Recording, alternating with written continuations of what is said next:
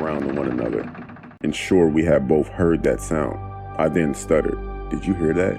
Phil nodded twice, so we immediately rushed to the nearest staircase.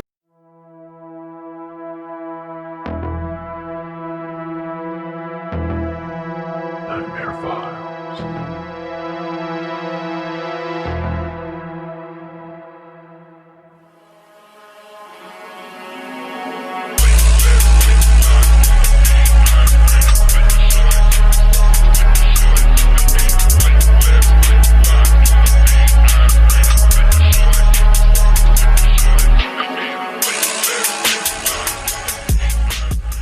This happened a few weeks ago.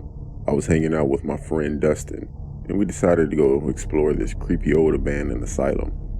It was a huge building, about 3 stories high. We walked past the railroad. We then continued to the old asylum.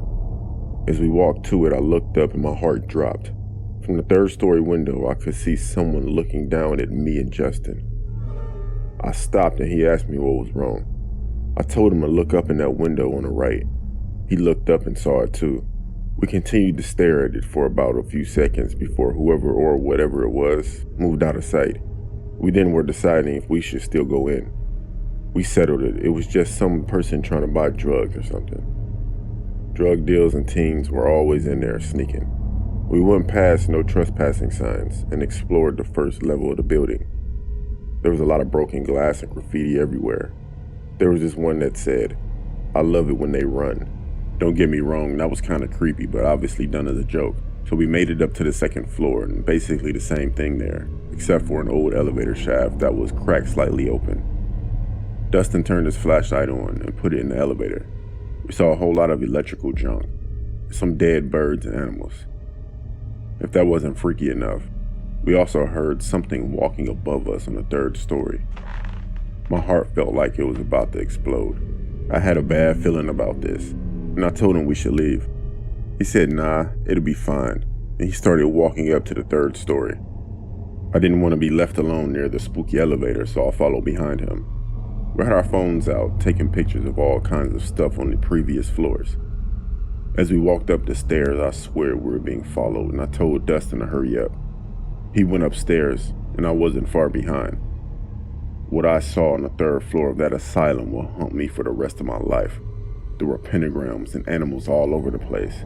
It smelled awful up there. There were some rooms in the back of the corner. Keep in mind, this is the floor we saw that thing looking down at us from. We heard what sounded like whispers coming from the middle room. We got our phones out and started taking pictures of it. After I got about 2 or 3 pics, I saw a figure step out of the room. My heart was beating so hard I swear it had come through my chest. It was the same person that was looking from the window. Me and Dustin were freaking out, but we didn't dare move. About 10 seconds of staring, and it started sprinting at us screaming.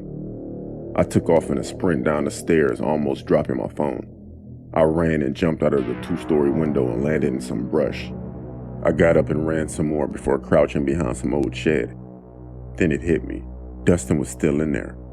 I hadn't even noticed him when I ran down the stairs. I texted him and asked him where he was, but didn't reply. I sat crouched behind that shed for about 3 minutes before I saw Justin sprinting out of that house. I jumped from behind the shed and called his name. He saw me and screamed, "Run." He looked behind him. Then I looked behind him. He was being chased by 2 people. I took off down the road, heading for the railroad. Dustin caught up with me, and we didn't stop until we made it to the tracks. We jumped in a ditch beside the railroad and looked up to see the 2 people standing at the door of the asylum. They were watching us, but then turned and walked back inside. We ran up to the local burger place and sat down at a booth. Out of breath, we ordered some Sprite and fries. While waiting for food, I asked him what happened after I ran.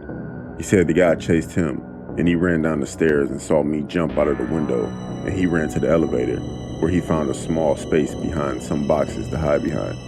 He said after he sat there for a bit, the guy came down the stairs with another person. They were watching to see where we went. Then his phone went off because I texted him. He said they looked his direction and saw him.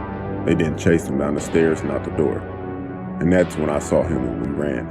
We didn't call the cops because we didn't want to get in trouble for trespassing. I don't know those guys.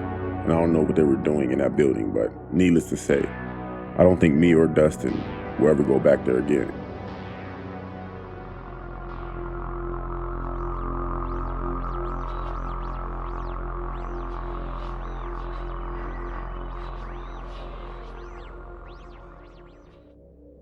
My name is Tommy.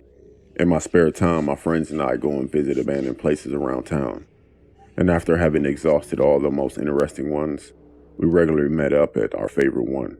It was a completely abandoned bank, left behind in the late 1990s, as a different headquarters was found for it.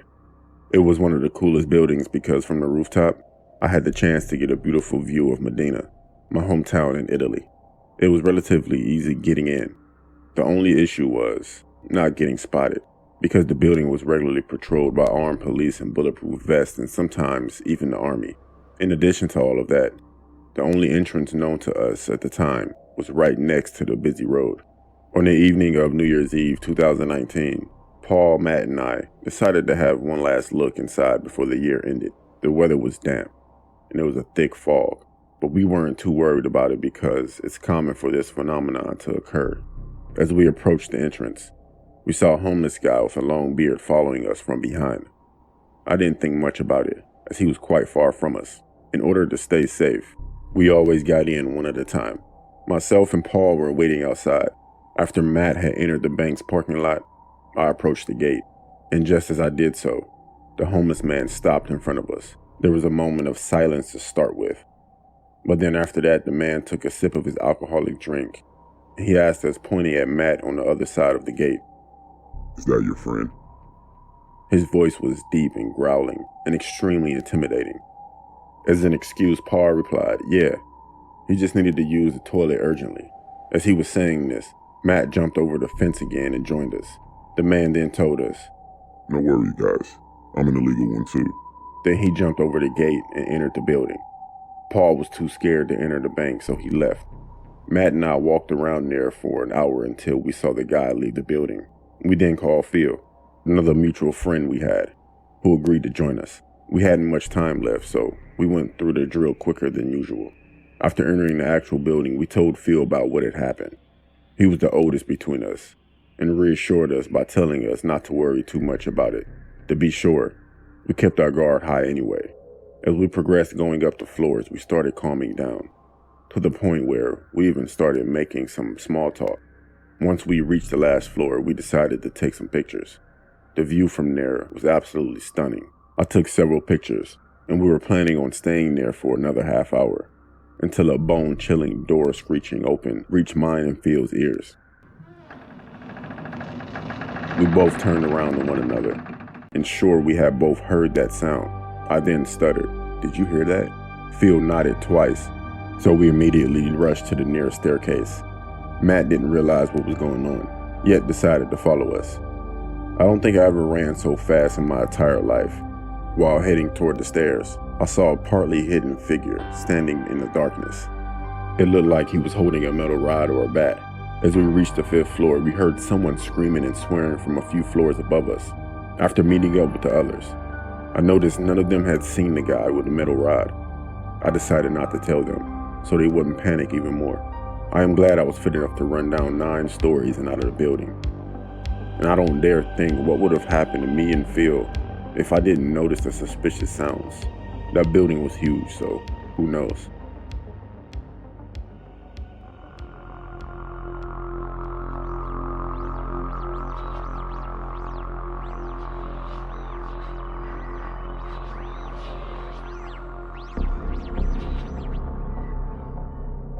Four or 5 years ago in 2015, I lived in a very tiny town, and it was known for its drug activity.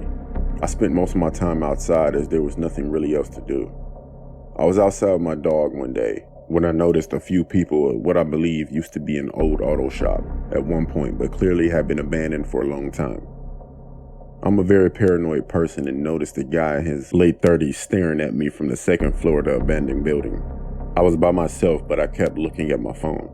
This place was across the street from my house, and from the time I looked away, he ran out of the building and had moved to the end of my driveway. He was now at our mailbox just staring me down. At this point, I was a very shy teenager and hated confrontation, let alone talking. So I just tried to ignore him until he started saying something to me.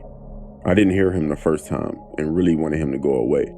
At this point, I had picked up my dog and began walking away, but he called after me and moved up to our driveway even more. Me being the nice person, I turned around and said, "Excuse me." He almost seemed a bit slow, honestly. I remember him asking me my name and my age. Me being naive, I told him Sky, and I'm 15. Not gonna lie, he was very creepy and a lot bigger than me. I was dreading the conversation and was trying to keep the distance between us until he asked me if I wanted to hook up and go to his house. That's when my heart dropped and I got absolutely terrified. I made an excuse not knowing what to say, and I told him I had plans and immediately went back inside. I shut the door, my heart was still pounding. My mom walked in, seeing the fear in my face, and asked me what was wrong. I told her and she asked me a few questions about what he looked like because she was ready to call the cops. I broke down crying because I wasn't paying attention during the conversation. That made my mom angry as she grabbed the bat and took off outside.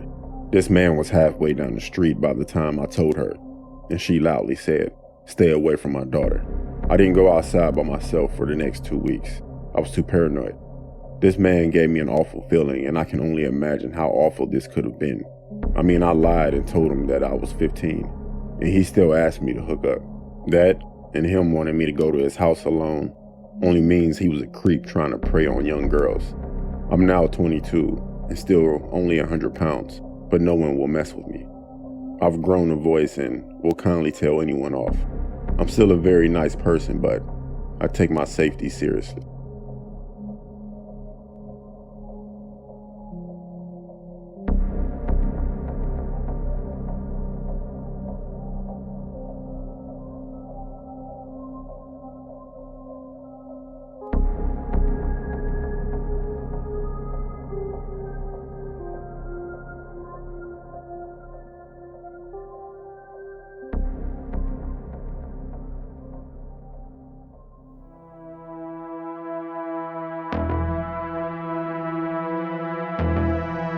Nightmare Files.